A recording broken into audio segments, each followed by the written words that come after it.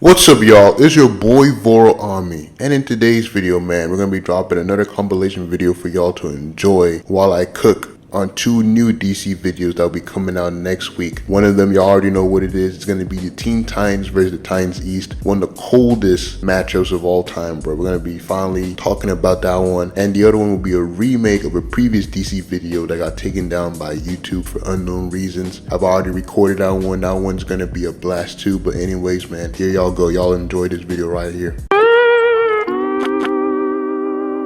Batman and Green Lantern were in the fight of their lives as they were getting jumped by multiple parademons, and not just any type of jumping either. These parademons pulled out the DNA alien art of jumping on Batman and Green Lantern. Like a whole bunch of the parademons ran up on Batman with a plan of selling his utility belt on the black market. Batman, being a GOAT superhero, took down all the parademons one by one, allowing for his homie Hal Jordan to pack up the parademons with his construct. Now, it's well known in DC Comics that Bruce and Hal don't like each other very much, but man, these two make a great duo whenever they team up. Shit was looking good for Batman and Green Lantern when a random parademon pulled up behind Hal to avenge his fallen brothers. I was thinking, there's no way we're about to see a parademon utilize the Arkham Silent takedown maneuver on Green Lantern, right? Luckily, I turned out correct as the Flash arrived just in time and packed up the fraud parademon with the Sunlight Yellow Overdrive special move. In previous videos, I've explained to y'all how cool the Flash is, in particular Wally West, but this man Barry Allen is goated too, and he had some cold ass scenes in this movie, man. In any case, the Flash was here, and the man Hal got happy because his homie for life finally pulled up to assist him and Batman. Hal was so happy he immediately tried dabbing up Barry, but the homie Flash wasn't feeling the dab combo at all. Like, look at the man's face. Barry was like, yo, what the fuck are you doing right now? Is this nigga serious? Real awkward stuff right there. Anyways, Green Lantern informed Flash that Batman was also there alongside them, and Barry couldn't believe it, because at this time in the story, heroes were like a new trend happening in the DC universe, right? But a nigga like Batman was more of an urban legend. So when Barry heard it from Hal himself, the bro made sure to meet the GOAT superhero. Barry ran up to Batman and activated his inner fanboy mode to speak with Batman. Hal Jordan, being the generational hater that he is, tried to crush Barry's dream of meeting Batman by calling him a fool. Like, bro, I know you're not talking, my guy, because you legit were getting your ass handed to a parademon early in the movie until Batman pulled up to save your sorry ass. Batman praised Barry for his accolades in Central City, which made the Scarlet Speedster smile because he was receiving warm approval from the GOAT hero Batman. Hal, being a jealous homie, activated his Dio Brando hating state and told Barry he's got a little something under his nose. Now, for those that don't understand what Hal meant in this scene, Hal is basically saying the man's gotta chill on brown-nosing Batman. As hell, get off that nigga dick, bro. What is you doing? What? I was like, bro, Hal, you're just mad your homie Barry received praise from Batman and you didn't. Batman told the Brave and the Bold to post up as an army of parademons pulled up to send them to the afterlife. Then came one of the coldest entrances in the movie as Wonder Woman arrived on the scene and packed up the parademons like she was Sasuke in this fight with the samurais during the 5 Kage Summit storyline. After performing a Mortal Kombat fatality on all the parademons, Wonder Woman greeted her fellow heroes, which caused Hal to try his luck with the Amazon, and you can't really blame the homie. I mean, look at Diana, she's fine as hell, and she can whoop your ass. A killer combo right there. Hal was about to greet Diana when Superman flew down out of nowhere and gave the homie the Luffy Mocktown glare as a warning to not try and rizz up Wonder Woman.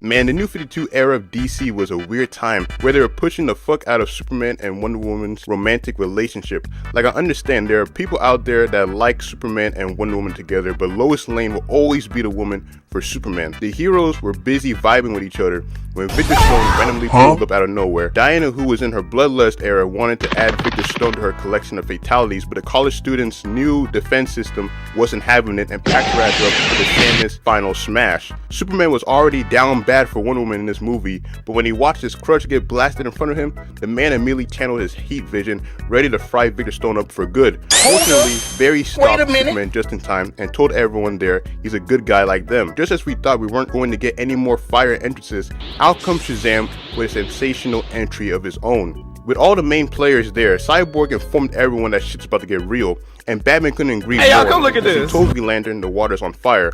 Now shit was already not looking good for the heroes, but man, it got even worse for them as the Menace Darkseid came out of the portal with that final boss level type aura. The heroes were thinking he ain't all that, but the Menace Darkseid made sure to show the group of good doers that he is in fact that guy, as he used the mega beams to destroy all the jets in the air, causing the heroes watching to pull out the shocked Pikachu faces. Darkseid finally arrived in front of the Justice League. Now we need to talk about one of the funniest moments ever, as Green Lantern told his homies he'll pack up Darkseid just like that and flew over to the villain to give him the Big Show knockout punch. Darkseid was like, bro, if you don't get the fuck out of my face, and punched Green Lantern into a building, leaving him stunned on the ground. Upon seeing Green Lantern on the ground, the 290 overall parademons pulled up on Hal and activated a Hall of Fame jumping technique to embarrass the hero further. These two devious individuals aren't ordinary parademons, y'all. Once the duo saw Hal on the floor, they made sure they were going into the Hall of Fame class for parademons by lighting his ass up with the crazy diamond punches. What makes this scene even funnier though is how Batman, Superman, Cyborg, and Flash watched on as their homie Green Lantern got jumped right in front of them. Like, I understand why Bruce, Clark, and Victor didn't want to assist the man, but Barry, he's your homie for life. Go help him.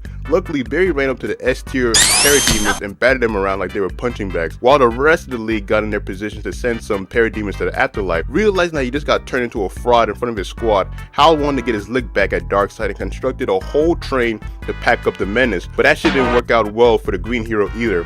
Darkseid was getting ready to pack up Hal Jordan to the afterlife when Superman flew up to attempt his Star Platinum combo, but the Menace grabbed the hero's cape and threw his ass to the ground. Oh man, that scene was disrespectful, but I understand Darkseid. He was not about to let himself get jumped so early on in the fight. Green Lantern was tired of the disrespect from Darkseid and tried showing the Menace he's indeed a 95 overall superstar, but his final maneuver didn't work as the villain crushed Hal's arm like he was the Great Khali during the Ruthless Aggression era and threw the Green Hero to the floor. Wonder Woman charged Darkseid with the intention of cutting the man up Kenshi style, but the Menace wasn't having it and smacked her away, leading to Superman catching and safely dropping her down. Yeah, this nigga Superman was astronomically down bad for Diana in this movie so far. Not just him though, this nigga Shazam was down bad too, as the hero asked Diana if Superman was her boyfriend, leading to the Amazon answering no. Upon hearing Diana's answer, Shazam tried impressing her by attacking Darkseid, but Darkseid clapped the Lightning Hero in seconds with his 100 overall Omega memes, all in front of Wonder Woman 2 by the way. Like, what would y'all do if you got clapped in front of your crush?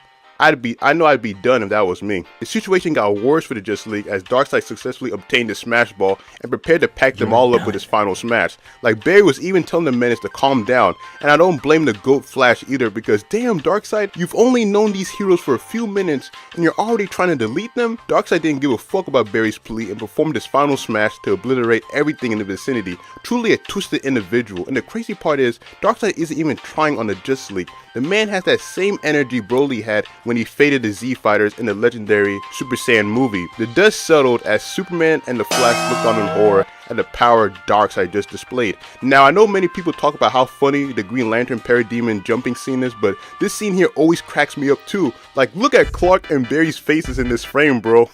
Like, you could tell they were done with life, man, and Barry's face, bro, like his eyes, man, it just does something in this scene. Realizing Superman and Flash were okay from his attack, Darkseid fired his 100 overall Omega beams at the duo in separate directions. Barry was able to escape his Omega beam by utilizing a bunch of harder parademons that just happened to be running in that direction. In the case of Superman though, the GOAT hero got clapped by the remaining Omega beam, and not just any type of clapping either. The man got clapped so hard that his skeleton appeared briefly like he got hit with an X-ray in the Mortal Kombat games. With Superman unconscious, a parademon made sure to grab the hero and took him to a portal leading to Apocalypse. The Justice League's throwdown with Darkseid and the parademons is from the Justice League War movie, which is based on the New 52 storyline Justice League Origin by Jeff Johns and Jim Lee, which I recommend y'all checking out if you haven't read the comic yet. Also, isn't it funny how this story has been adapted 3 different times in Justice League War, Justice League, and Zack Snyder's Justice League?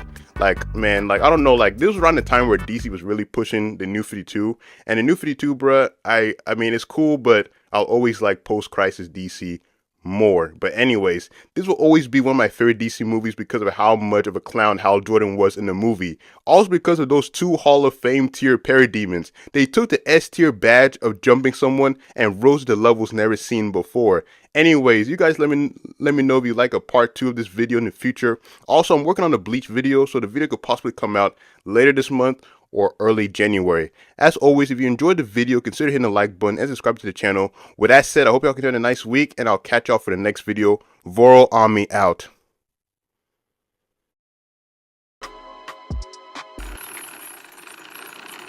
3 police officers were ordering the main man Lobo to stand down. Unfortunately for them, the officers received the Injustice 1 hook special technique from Lobo. And just look at this menace, man. He looks too fire. Lobo is hands down one of DC's best characters. Lobo first appeared in Omega Men #3 in 1983. Was created by comic book legends Roger Slifer and Keith Giffen. Originally an obscure character in the 80s, Lobo was revived in the 90s as a bounty hunter who was a parody of certain heroes at the time, such as our boy Wolverine. Of course, this shift led to Lobo becoming one of DC's most popular characters of the 90s and a profiling character to this day. You know Lobo is that guy, as he was Stan Lee's all-time favorite DC character. Rest in peace to the GOAT. Not to mention, Lobo is an absolute menace. The homie deleted his entire civilization to make himself the last Zarnian. Who does some sick stuff like that? At least Lobo cares for dolphins deeply, so that's a W right there. Lobo was in the middle of one of his Zarnian promos while the officers were trying to get Sang, the Secretary General of the United States, away from the Brute. Lobo was like, yeah, y'all aren't pulling a Joseph Joestar technique on me, and broke through the entrance of the room. The remaining officer fires his Call of Duty LMG at Lobo, and them shots weren't doing a dang thing to this 90s badass. Also, look at this close-up shot of Lobo. I don't know about y'all, but besides the spiky hair look, dreads be looking fire on Lobo too. Lobo was like, my guy, are you firing bullets at me with my 07 Cena Resilience badge equipped, before walking over to jam the gun, leading the poor officer to collapse on the ground. The salary for normal folks in superhero media must be a lot, because there's no way I'm ever going to try and get in the way of Hall of Fame individuals such as Lobo or Dr. Doom. That's an ass-beating signing right there if you ask me. Lobo starts speaking in Zarnian slang again as the bounty hunter prepares to capture the general. Sang tells Lobo he doesn't know what he wants, and Lobo's like, man,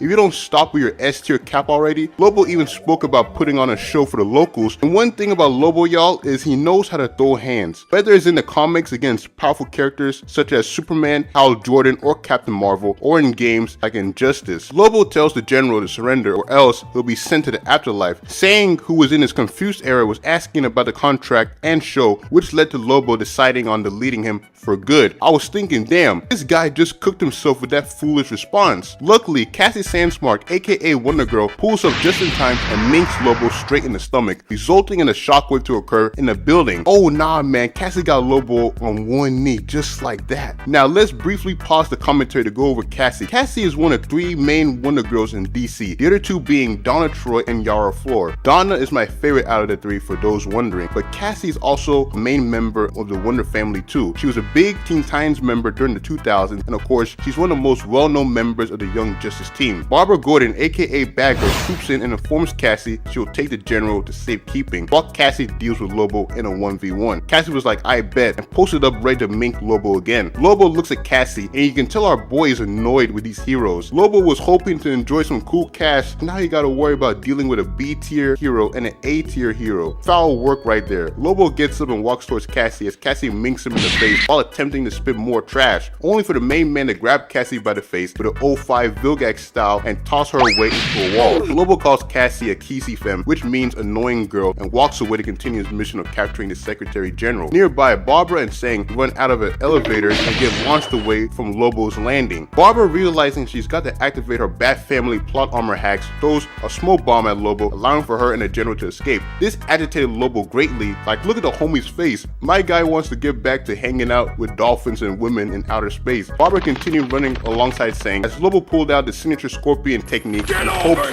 or getting a general. My guy was this close to having his head launched off Mortal Kombat style. Lobo walks out and doesn't know he's about to be on the receiving end of a silent takedown as Cassie flies right behind the main man and knock him on his back. Cassie tells the 100 overall bounty hunter they weren't done with their fight while posting up like she's Riley Freeman from the Boondocks. Lobo at this point was done with the B-tier heroes meddling and called her a Kizzy Femme again. Cassie was slightly annoyed at being called a Kizzy Femme, and I'm just like, hey Cassie, at least this menace didn't call you a bastard, am I right? Lobo launches the first punch and receives a shoryuken for his troubles and a kick, resulting in the man being sent back. Cassie decides to utilize her lasso special move on Lobo, which turns out to not be a smart idea for the young hero, as Lobo pulls her with the same strength levels as the gorilla and is thrown down with Bugs Bunny to mink Cassie into the top of the building. Straight up cooked her, my goodness. Barbara is flabbergasted at seeing her homegirl get cooked right in front of her and immediately tells Sang to sprint as soon as she attacks Lobo. Barbara glides over to Lobo and places a solid snake explosive on Lobo. Lobo was like, girl, if you don't get out of here already, and just as he glances down into his collarbone area, he was blasted away by the device. Lobo looks back and sees Cassie trying to perform another silent takedown on him, so Lobo ducks and grabs Cassie by her leg. Oh, you already know what Lobo is about to do to Cassie. The main man is about to have her spinning like a goddamn helicopter. Lobo spins Cassie and launches her away into a recovering bad girl. Straight up turns both of them into Chelsea Green. Elite work right there. Lobo jumps in front of Sang, and I was thinking it's time for our guy to join the afterlife, huh? Lobo tells Sang it's time to be deleted, Crollo, while Barbara and Cassie are looking on like, Lobo, don't you dare do that. Lobo sets up Sang in the Goro fatality position pose as the main man starts ripping him apart.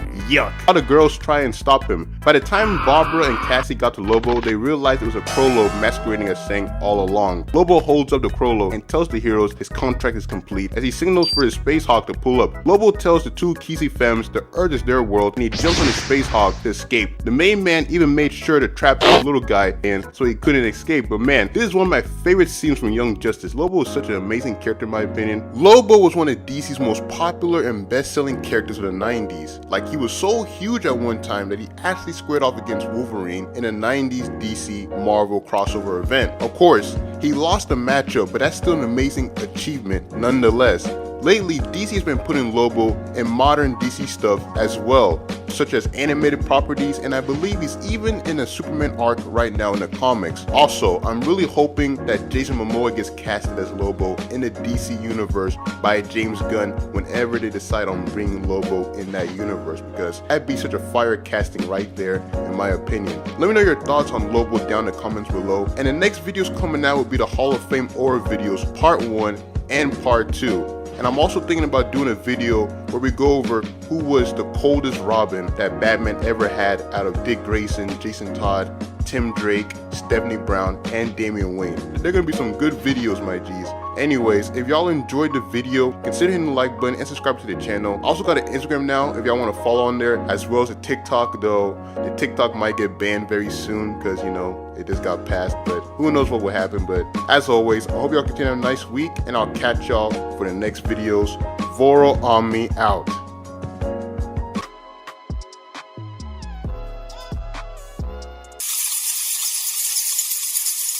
Bruce Wayne pulls up to the Batcave as the GOAT, Alfred, realizes his boy has regained some of his fire that made him such an iconic character, and bruh, is that a white Batman suit? Bruce tells Alfred that the Batman is needed, and yo, look at that Batsuit, man. I'm a fan of alternate Batman costumes, with the Batman Beyond suit being my absolute favorite of them all, but this one here is cold, bruh, no pun intended. Alfred cooked with this one for real. Alfred says he weatherproofed Bruce's suit as the bat alarm goes off to notify them both of the menace known as Mr. Freeze. While Mr. Freeze is known for being a chill dude in most of the adaptations, in this series, the man is an absolute menace. He's like the combination of Aokiji and Shredder with a Scott Steiner promo skills to back up his aura. Batman suits up in his new winter suit, and my goodness, man, I love Batman outfits that don't have a mouthpiece like this. I don't know, they always look so fire. Batman puts on his LeBron badge as he wants to one-up Freeze. Alfred tells his boy to not forget to take his cough syrup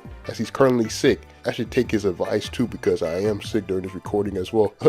Batman enters one of the best looking Batmobiles of all time and leaves with a plan of taking down the elite menace known as Mr. Freeze. A few minutes later, Batman breaks into Freeze's fortress with his goated Batmobile, and yo, This shot of the mask is just too good, man. Batman begins surveying the frozen area and people when he suddenly stops as he hears Mr. Freeze talking about how easy it was to conquer everything in Gotham City. The diamonds, the police, the people, and man, Freeze looks so menacing sitting down on his throne. Bro equipped his Dr. Doom badge and isn't letting his aura points dip down at all. And the fact the GOAT Clancy Brown is voicing this man just increases his overall points by another 10 points too. Freeze sits down like a mafia boss as he tells Batman that he's destined for more evil greatness. Batman was like, nah my boy, I'm here to stop your ice reign of terror and lock you up, Tory Lane style. But he even tells Freeze that he's gonna make him thaw. Like 04 Batman is mad underrated. Folks glaze DC animated universe and Brave and the Bold Batman, rightfully so, but 04 Batman ain't so far behind in my opinion. Freeze tells Batman to bring it like he's O2 Rock and fires an ice blast at a GOAT hero, and damn, he's eating the ice fruit like Aokiji. We're about to be seated for a good throwdown. Batman dodges the blast with his reflexes card and throws a batarang at Freeze in hopes of turning him into an Arkham City goon. Freeze dodges the attack with his awareness card but gets cooked by the explosion. Put my dude on all fours like he's Weasel. Freeze gets up and bruh, 3 batarangs. Oh man, Batman is here to get vengeance for the people of Gotham and the embarrassing L he took earlier in the episode. Mr. Freeze encases all the batarangs in ice as Batman prowls around, causing him to avert his attention back on the Hall of Fame talent known as Batman. Mr. Freeze realizes Batman has performed a hiding technique on him, and the menace was not phased at all as he decided on the twisted plan of freezing the entire place with more ice. Like bruh, you've already turned it into the ice dungeon from Ocarina of Time. Batman maneuvers around and gives Freeze a kick that would make any elite fighter proud. Batman takes Freeze down with a 24 Brawn Breaker Spear, continues the humiliation ritual of Freeze by throwing more batarangs at him. Freeze blocks the attack with his ice and tries for another Aokiji attack, but Batman, who was in his LeBron era of wanting to prove himself here, maneuvered all around to throw more batarangs. Freeze continues his defense playstyle while Batman gets more aggressive with his attack playstyle. Like the bro equips his built-in sled. That's how you know Batman means business. Freeze tries utilizing a Tetrax special, but Batman, being a GOAT hero, uses the thermal waves in his suit to break through the ice. The GOAT hero, man, I don't make the rules. In this pose, my goodness. Freeze tells Batman he's finished, but I'm like, nah my boy, you're finished. Freeze activates his final smash and starts putting an ice blast on Batman while telling him how he's king of the mountain like Scar and to get used to the weather. Man, Freeze is deranged in this series, bro. Batman tells Freeze that Gotham is his mountain and activates the goated Batmobile of the 2004 series. Now we must talk about one of the best moments in this winter throwdown as Batman pulls out a flamethrower and light Freeze up heat blast style. Freeze was like, damn, he has flamethrowers too? As Batman pulled out a second one and man is channeling his inner Modern Warfare, double flame Freeze. The two get into a traditional Dragon Ball Z blast stalemate simulation as Freeze tells Batman that cold always prevails over heat as his Freeze blast overpowers Batman's flames. Unknowns to this fraud though, the goated Batmobile pulls up on Freeze but somehow misses him. This causes the villain to laugh at Batman as he tells his op the devious technique known as snow tires. Suddenly, Batman activated the rear engine of the Batmobile to blow Freeze up with the Eggman special and damn, took this ice fraud. The Gotham City Police Department arrive in the fortress and see Mr. Freeze defeated while also saying that Batman may be a criminal, but he's their criminal. One of my favorite episodes from the 2004 Batman series, y'all. Batman coming back with that LeBron James type energy and cooking Mr. Freeze is an all-time great moment. And the weather suit looks too good, man. The 2004 Batman series is a massively underrated version of Batman that needs to be talked about more in my opinion. If y'all enjoyed the video, consider hitting the like button and subscribing to the channel. Also got an Instagram if y'all want to follow on there. As always, I hope y'all continue having a nice Christmas and winter break, and I'll catch y'all in 2025. VoroAMI out. Nice.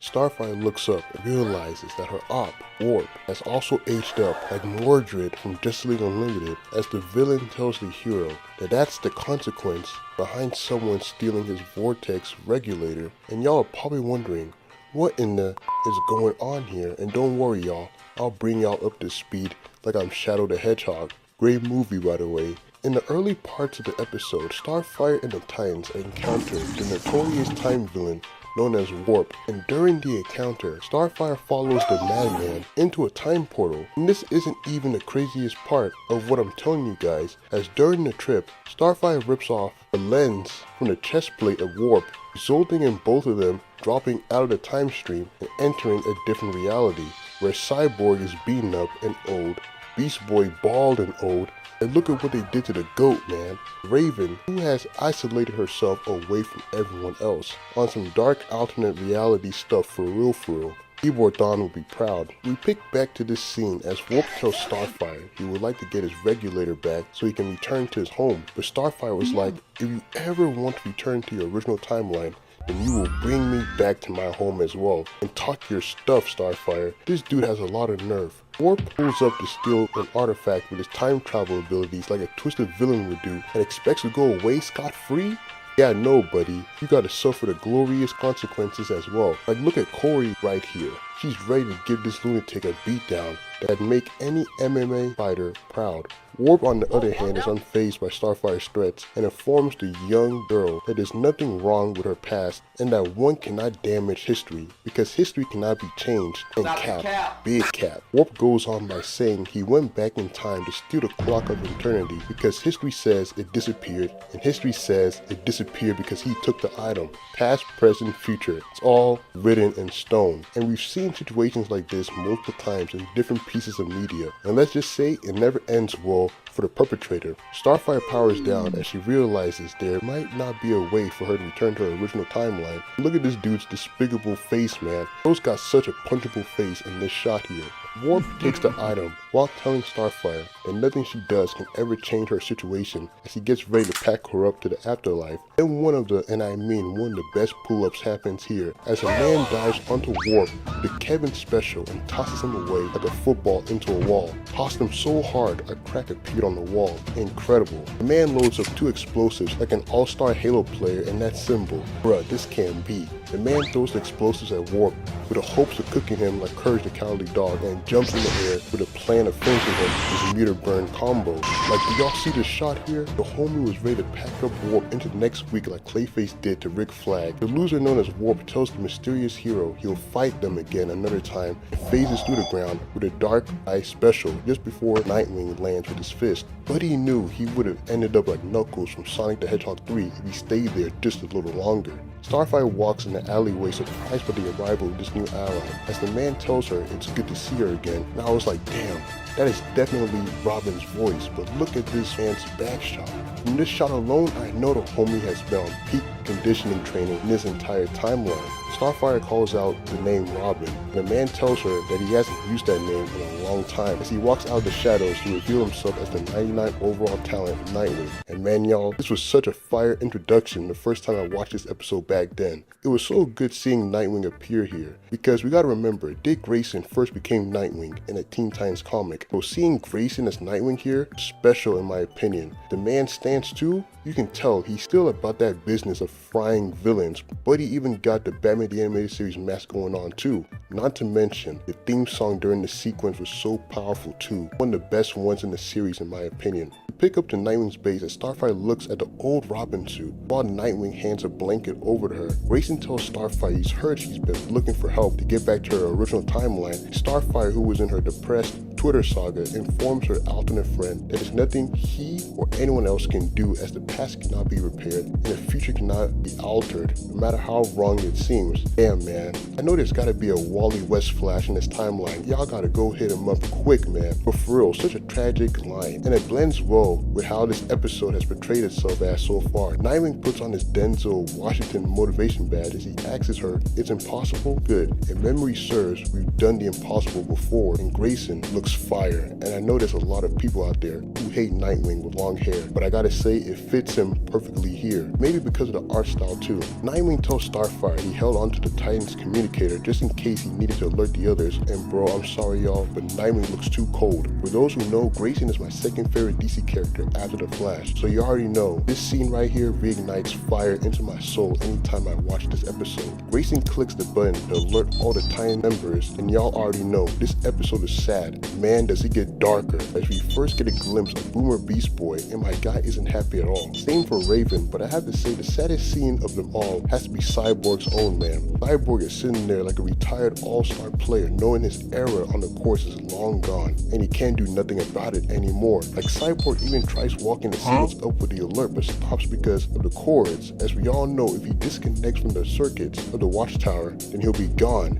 and I mean like Jiraiya level gone. It's truly a tragic scene, and y'all already know I was bawling eyes out like Hydro Man when I first saw this scene, bro. The setting switches to a tech museum, and damn, these guards never stood a chance. Warp gets ready to attach the regulator back on his chest, and he gets hit by the booted skirmish sticks and dog. The poster here is immaculate. I've said it before in previous videos, but Grayson is for real one of the best characters in anything he's placed in. Nightwing grabs the WWE mic and tells Warp the future will have to wait as he just ran out of time. Such a cold line. Warp, who couldn't believe these pests ruined his diabolical plan, again fires his blasters at the two heroes, and y'all already know the Titans can jump. They're one of the best when it comes to utilizing the jumping coalition technique, and that statement of mine is proven to be true here. Nightwing and Starfire launched a combined assault on this middle-aged geezer. Bro had to pull out the future Gohan energy shield just to make sure he didn't get injured, and Nightwing does it again with another glorious pose. Warp believes his shield withstood the attacks with that big grin of his, but when the shield went away, that guy was pissed, and I mean atrocities level pissed, as my guy spams more beams at the heroes, and even pulled out the signature Dragon Ball Z deflect technique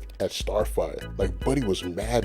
Now we must talk about one of the coldest moments in this fight as Nightwing ran at Warp with his offense card to leap in the air so he could deliver a thunderous strike with one of Warp's beam devices, and yeah man, Warp looks like you're gonna be cooked like Ricochet by the time they're done with you. Nightwing drops down, and yes, the glorious thumbnail strikes here, y'all. All jokes aside, wonderful shot of Nightwing right here. Warp looks back and is hit with a rear blast by Starfire, causing him to pull out the courage scream, and damn, bro is flopping all around like a fish. Warp glares at Starfire like a malnourished lion and fires a blast at the hero, who dodges with her awareness card. Nightwing, the 99 overall talent, leaps in the air with a plan of utilizing a downward strike on Warp, who narrowly dodges and bruh the concrete. So many people, including my dudes in the community, have done videos where they just talk about how this dude Dick Grayson has to be a superhuman talent in the show, and I'm on board with that, because bruh, how did he do this? Shit had Warp staring like, what did Batman feed this boy, as he spams more blasts than Nightwing, who deflects them away with his deflection card. And now y'all know this video is titled Elite Smackdown, and for good reasons, because you guys are about to see Nightwing work Warp like they're in a match on Street Beefs. Nightwing swings at Warp multiple times in an attempt to perform one of his meter burn combos from Injustice, and I commend Warp for being able to block all these strikes, because anyone else would have been KO'd already from this dude's history with a bow staff in the show. Like, do y'all see this man? Started doing a Gomno staff on Warp with the speed he's displaying here. Nightwing continues his Donatello strikes on Warp until he's finally able to land one that knocks Warp down. This version of Nightwing is a monster, bruh. They didn't stop until he at least got one shot in on Warp.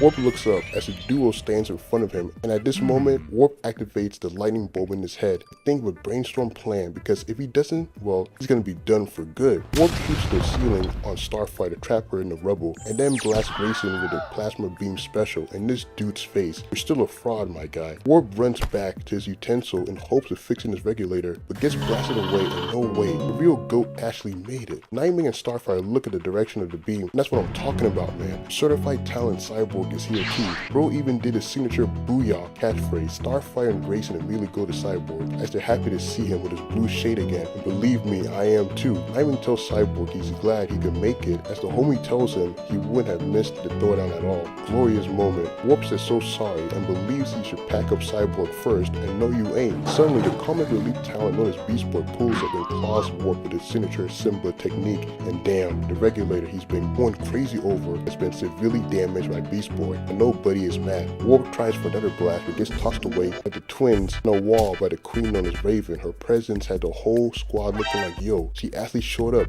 Beyonce type energy. Raven reveals herself as she tells the clown villain that no one hurts her friends, and talk your stuff, Raven. Raven flies over to her squad, and look at this glorious shot of the Titans man. The next shot is funnier as Beast Boy looks over at Nightwing and complains about his hair being gone, while his homie has grown long black locks. Grayson's pose adds more to the scene as well, like he's ready to get stuck done, so he can go see Barbara. Warp activates his portal as he tells the Titans his time has come, but the 99 overall talent Nightwing was like, nah, you're done, and throws a projectile at the villain who does the same. Unfortunately for Warp, Raisin's projectile goes right through his and shatters his regulator. Damn. Cracked around like a broken windshield. Sparks flying around like he just went Super Saiyan 3. Yeah, he's done. Warp screams out no as he undergoes the same side effects Polnareff underwent in Stardust Crusaders and reverts into a baby. Damn, Nightwing was ruthless but deserved. Cyborg puts a regulator on his cannon so he can reopen the portal to Starfire's home. Starfire looks at the others and asks them, is there nothing she can do to change their future?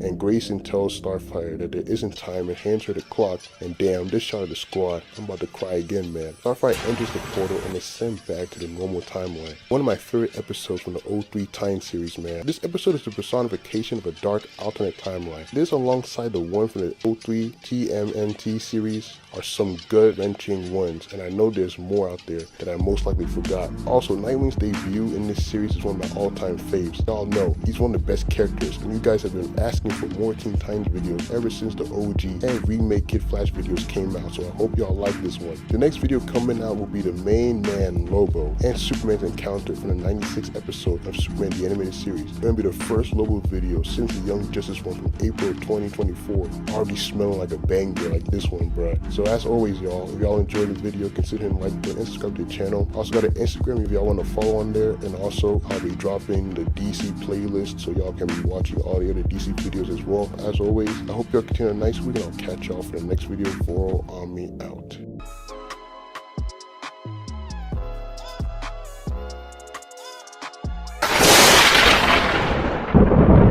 The GOAT hero Batman pulls up and knocks down numerous soldiers like Sonic from Super Mario Bros. Z, and Batman with the speed bands is in the same combo, bruh. Batman is already talented on his own, but now he's got super speed too? A wonderful combination. Batman declares that Thawne's reign of terror is over and dashes up with an attempt to knock Bro's head off, immortal style.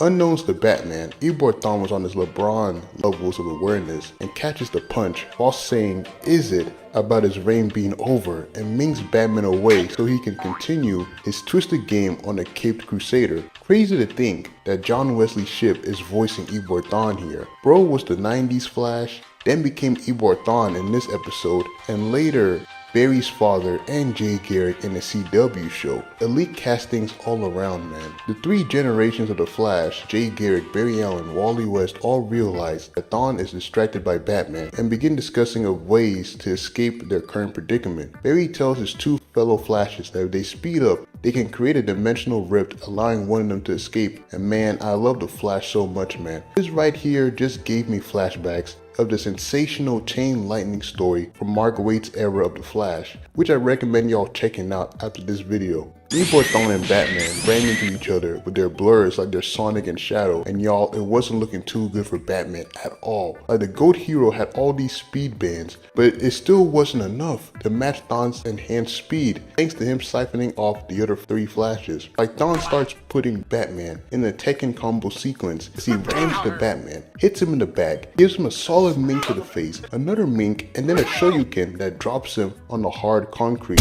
Got put down like Gara in his first matchup with Rock Lee. Straight disrespect. Thawne talks down Batman on how he really believed he could beat him at his own speed game, and Reverse Flash humiliating Batman has become a staple in DC Comics. I'll never forget how Thawne packed up Bruce in the Button storyline. Elsewhere, the three Flashes successfully create a dimensional rift to escape, and as Barry tells his homies that only one of them can escape, Jay and Wally both shove him into the rift. Like, Barry, this is the Super Age, aka your era. You gotta be the one to go and lay the smackdown on that fraud known as Professor Zoom. And this is such an underrated moment for real. Seeing Jay and Wally not hesitate at all to push Barry, man, you gotta love the homies, man. A few moments later. Flash is transported into the middle of the city, and just look at Barry's face. He's about to go off for real.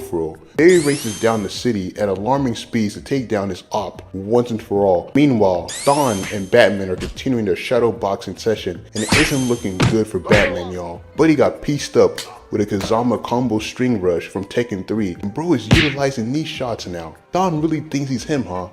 Well, he is. Bro's stealing off Jay and Wally's speed too, to accomplish this horrendous task on Batman. Don lifts Batman up and tosses him away, causing the GOAT hero to bounce up and down like a deflatable ball. Batman, you tried, my GOAT. That's all that matters. Batman tries to catch himself. Unfortunately for the GOAT hero, Don has Mr. Sinister level plans up his sleeves as he vibrates his hand at the same speeds to phase through Batman's chest, and one of the most powerful moves any speedster can do for real. When a speedster does this, just know you're about to be packed up like Cody Rhodes. Just as Ebor Thawne prepares to finish off the Cape Crusader, he hears a haze zoom from the Flash and clutch saves from Barry Allen.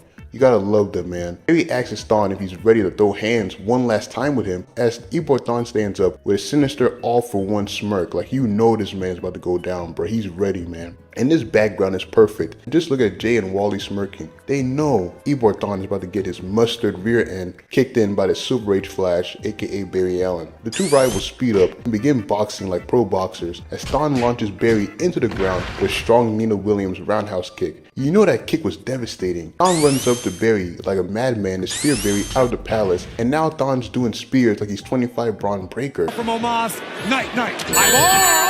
This is what happens when you're a broken speedster with enhancements from two other broken speedsters. You become a certified dog in your actions and way of thinking. Barry and Ebor Thawne continue their minking sessions in the air and even grab each other too. Every viewer knows that when rivals grab each other in a fight, they mean extreme business. Thawne headbutts Barry, and you see what I'm talking about? Never have I ever seen Thawne do a headbutt, and here he is doing one on Barry. That's how you know he has extreme disdain for Barry. Flash and Thawne race down the complex, and I just love the blur after effects that are left behind whenever a Flash runs in some of these shows. Reminds me a lot of the Silver Age and Bronze Age era of the Flash. Barry and Thawne start moving down the city like they're trying to complete an S-rank mission from Sonic Adventure 2, and Thawne's face, homie is not liking that Barry's being able to match his speed with the hacks he's put on himself from siphoning off Jay and Wally's speed. The two rivals continue racing each other until they arrive in a desert setting, and the desert, huh? You know what that means, y'all.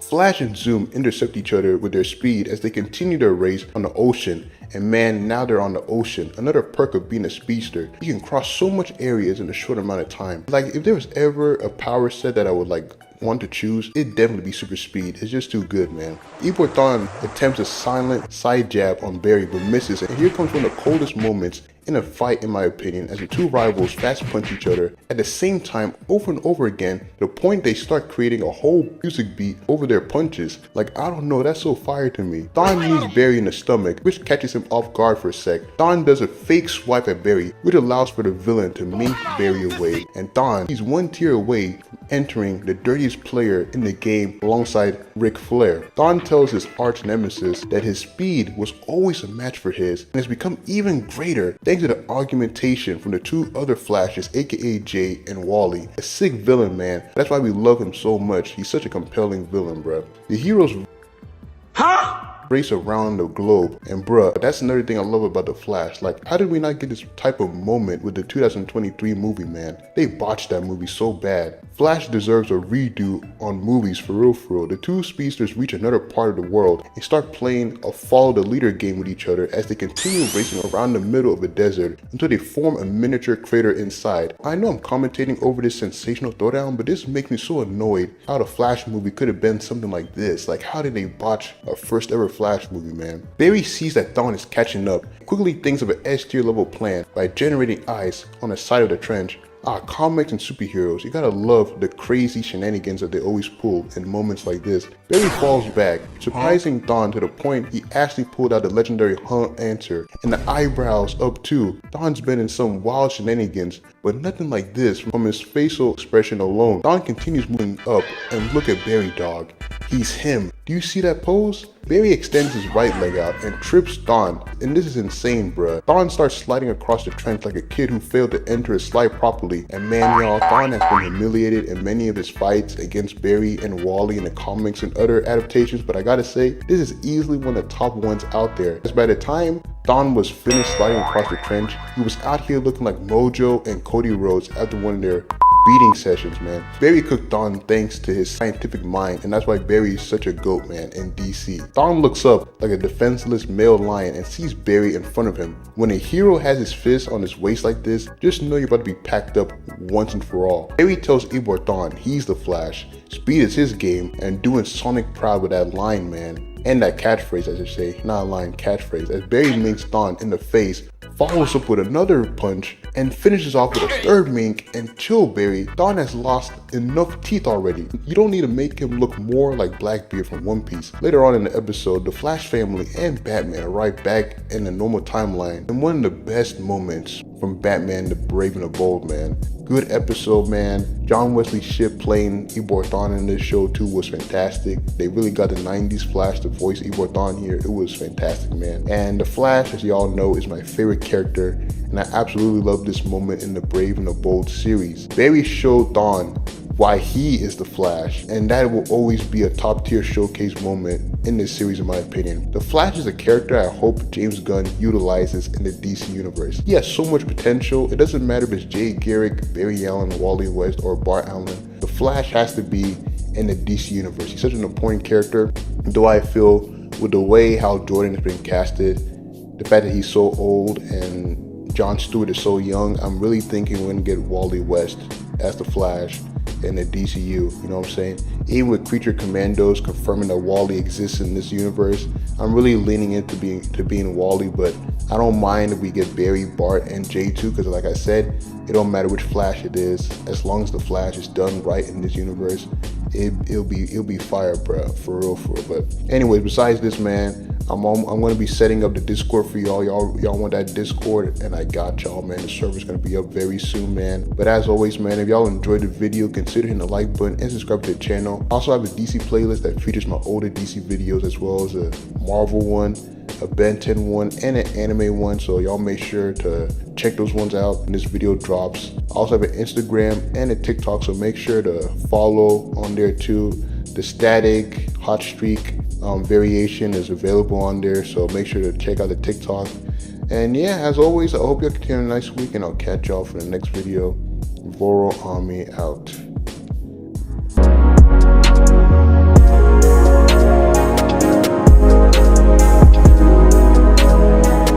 This is a certified VoroAMI classic.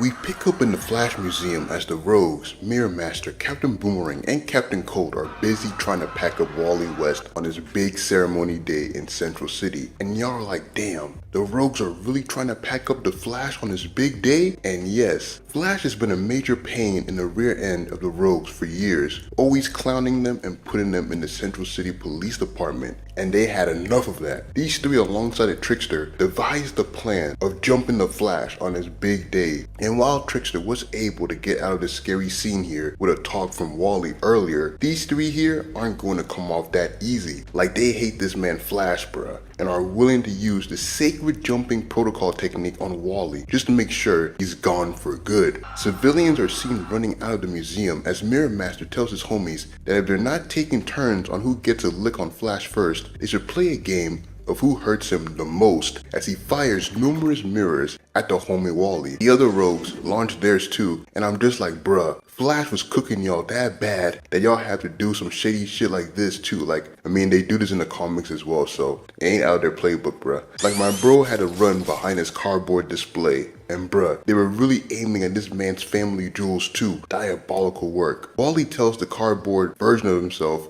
better you than me, and the Rogues, not wanting to hear this man yap any longer, toss more projectiles at Flash, resulting in Bro to do the Thing Leap animation from Marvel Rivals, and damn, a huge explosion right there. The explosion was so massive that Batman and the Chad Orion, who were outside the museum, were like, yo, don't tell me the Rogues were able to get past us, and immediately rushed in to help the homie Flash. Wally dashes around the museum, and Boomerang, who's in his Moon Knight era, throws more boomerangs at Wally, hoping to blow him up with each boomerang. The Rogues don't play, man. They gotta be one of the most dangerous set of villains for real, and one of the best in the comics as well. Wally runs behind a turtle display, who's one of the Flash's oldest villains from Barry's era. I believe he's even the first villain that Barry ever faced in the comics. Correct me if I'm wrong, as the display is also blown thanks to the heeless individual known as Digger Harkness. I'm actually surprised this is Digger and not Owen Mercer, considering he was the Captain Boomerang in the comics during this time because Digger was dead. Wally is displeased at the fact Digger blew up the Turtle Man display and speeds to Digger so he can push his hat down, and bruh, Wally's an S-tier demon the way he's smiling in this shot. Digger lifts up his hat and gets a Falcon punch to the face for his troubles. Even knocked bro into his display. I know that was on purpose.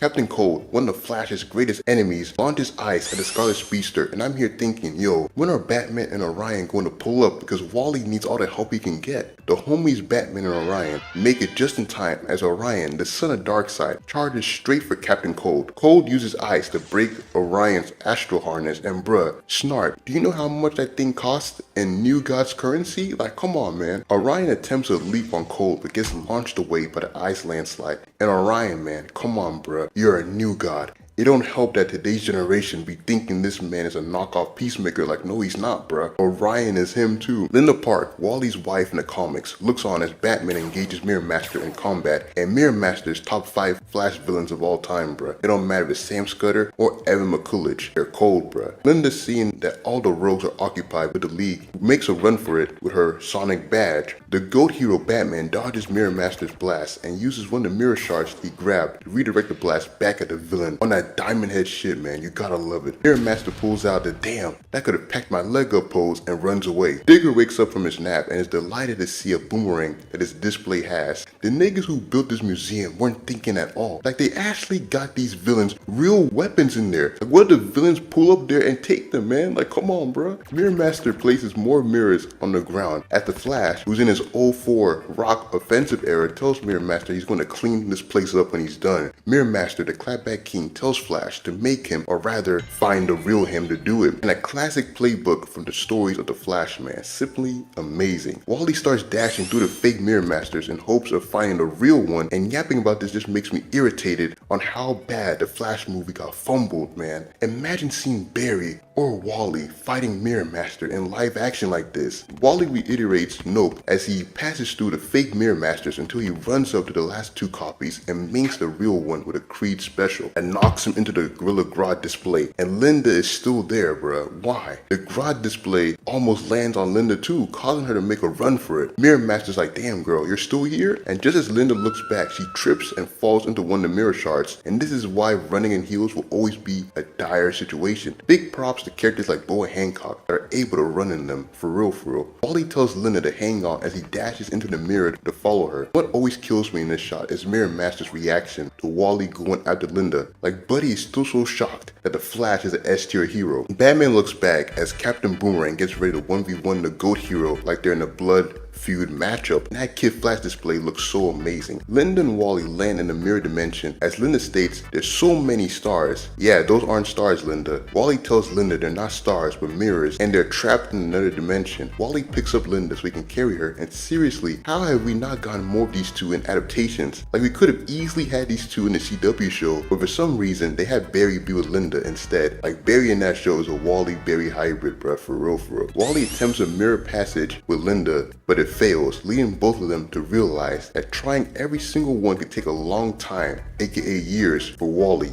Yeah, this Wally. Current comics Wally? Nah. Snart asks Mirror Master where their op is, and Mirror Master, in his jolly mood, tells his homie the Red Menace is gone for good, lost forever in a mirror dimension, and says time to seek the nearest exit. Mirror Master is a unique type of hater, man. Once he saw the Flash disappear, courtesy of him, he was like, my job is done, time to go home and relax. Captain Cold, however, was displeased, saying that's it? I was all set to crack some skulls, and you see Snart is on the other side of that hater coin. Bro came in wanting a good fight, on that Kenpachi type mentality from Bleach. Then we hear brace yourself as Orion pulls up with a Kyuubi Naruto punch target lock in an attempt to knock Captain Cold's head off. Cold is so lucky he dodged, otherwise my guy would be seeing the stars right now. Cold dives to the floor and launches Orion into a Flash and Superman display with ice. And come on, man, not the Superman and Flash display. Not only is it a nod to the countless times Clark raced Barry and Wally, but also a nod to when Wally first appeared in the 90s Superman show show. One of the best episodes, by the way. Orion, like a valiant champion, tries to move out of the ice, but is encased in more of them, and this shot is crazy, man. Got both of Orion's arms up, and his mouth is open.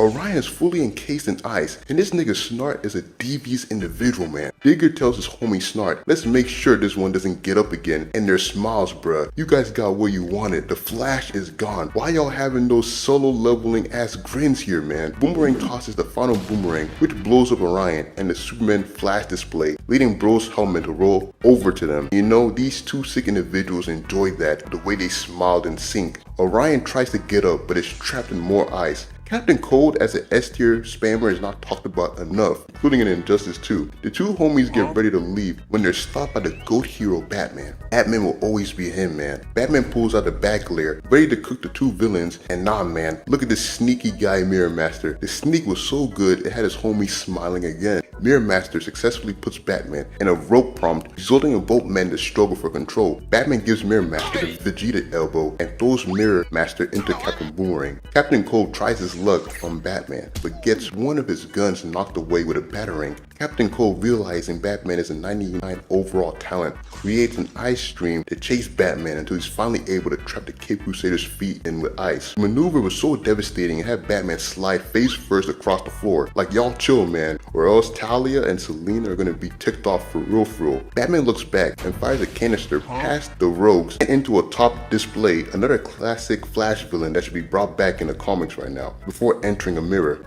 Mirror Master tells Batman he missed him, and Batman gives the villain a look of, really? You really think I missed you? Like, this is Batman you're talking to, bruh. Huh. I just set y'all up for y'all's downfall. Meanwhile, Wally and Linda are still having trouble looking for exit until Homegirl tells Wally to look at the bat signal they both just got. This is why Batman is that dog, man. Only Superman and Spider-Man rival him for being the all-time greatest superhero. Captain Boomerang prepares to have Batman reunite with Jason Todd when they hear a familiar streak coming towards them as Flash rams into Cold and Mirror Master and Shoryuken's Boomerang so hard he's knocked into a nearby wall. I know Ryu and Ken would be proud of seeing that, bro. Bro did all this with his comic wife Linda on his shoulder, by the way. Wally uses one of Digger's boomerangs to free Orion from the ice. That's what I'm talking about, man. Captain Cold, seeing this, tries to pack up Orion again, but Orion, who's played Uno Reversal before, uses a Uno Reversal of his own and uses a stream pipe that traps Snart in his own ice projectile. Deserved, man. What I find funny about this moment here is how Captain Cold had a big old grin on his face just to get embarrassed like that. Flash uses the Scooby Chop to break Batman out of the ice. Mirror Master, realizing they blew the 3-1 lead against Flash and his homies, says gentlemen and tries to make a break for it, but Batman was like, nah my boy, you ain't going nowhere, and destroys the mirror he jumped into with a batarang, causing Bro to scream out in pain, and deserved here too, man. And just like that, the victory is in the hands of the Flash,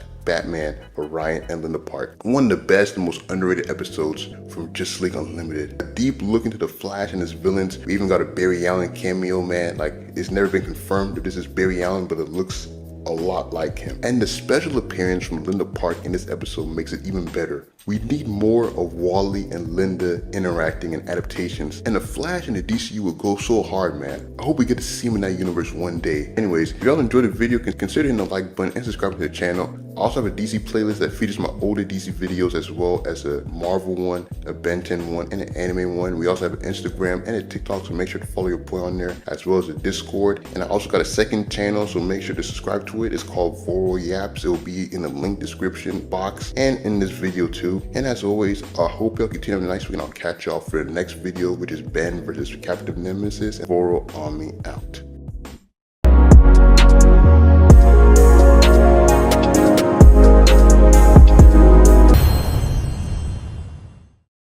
The Ultimen are busy storming a building in hopes of finding a cure to themselves, and you guys are probably wondering, why are these young individuals here looking for a cure? And don't worry, your boy VoroAMI is going to recap y'all like only I can. Earlier in the episode, while chilling, the group, thanks to Long Shadow's eavesdrop on Maxwell Lord and Amanda Waller, discovered that not only are their lives not what they believe it is, but that they have clones of themselves in testing tubes. They also find out that every memory they have, all their so-called friends and family, are fake memories implemented into them. They learn they're artificial beings, rapidly cloned to be used as living weapons to serve the US government and Cadmus. Ain't that some foul stuff right there? This is as bad as Orochimaru making that many clones and testing on folks in the OG Naruto. And so, with this knowledge, it made these young talents crash out, and honestly, a very justifiable crash out on their part. Anyways, just as the Ultimen get ready to plan their next move, the homie Long Shadow pulls up along with the 4 Justice League members present in this episode: Superman, Batman, Wonder Woman, and the Chad Aquaman. And now, with all these characters here, y'all probably thinking, damn, these folks are the Super Friends, aren't they? Yep.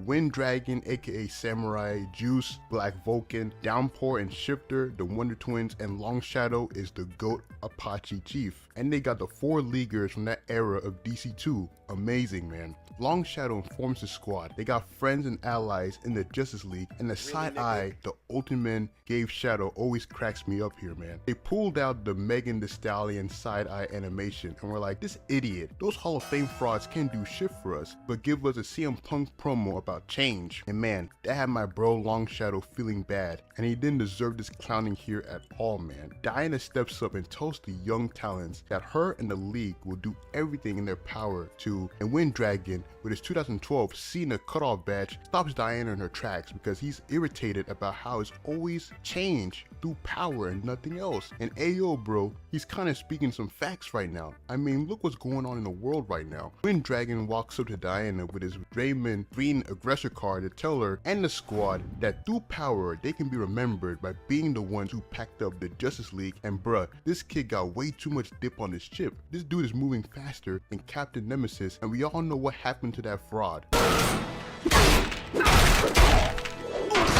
The Ultimen put on their devious smirks as they get ready to throw down with the greatest heroes of all time, and Batman, the GOAT hero besides Supes, walks to tell these young talents not making any sense in the matter and that they're getting sick. And look at the way Diana looks at Batman. First she was worried, then immediately locked in when Bruce posted up right next to her. Just so beautiful. Wind Dragon with his Draymond Green card still equipped is like, damn, there's no way Batman and the League are afraid to throw down with some rookies like us. Long Shadow yells no at his teammates, and Dragon, being fed up of Shadow's crap, tells him he's either with them or against them. And damn bro. Long Shadow looks back at Diana, and Juice, the electrical talent, seeing this, utilizes the ML blast to shock Shadow, making bro scream out like a fish civilian in SpongeBob. Cold behavior from Vulcan's son right there. Downpour in his water form charges the League, prompting most of them to dodge the Waterman, and Arthur, my boy, is standing there ready to take the water head on. Makes sense since he is the king of the ocean. Downpour hits Arthur with his water attack, which sends them both into the next room, and all that furniture and tech